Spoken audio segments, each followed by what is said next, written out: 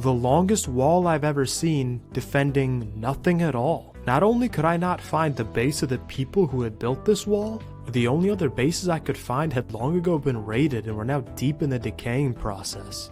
This was all incredibly strange. However, having recently run out of time to play today, I would have to leave this mystery unsolved for now, but I knew I was far from done here.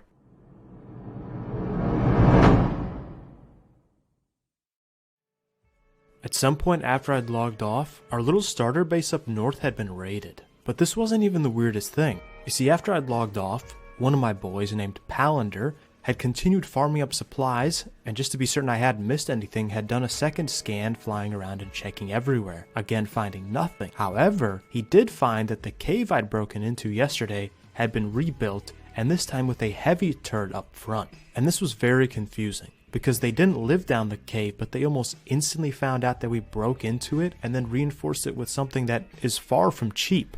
They'd done all this just to keep us out the cave. And like the walls, all this did was want to make me break it down. However, I was able to notice that the heavy turret had pretty poor line of sight, and so I carved out a path where I would hug the rocks, always aware of the fact that if a single part of my body was exposed for a millisecond, I'd be killed instantly, and managed to creep up to where the wind turbine was housed, blow it up, and with that, the heavy turret no longer had power.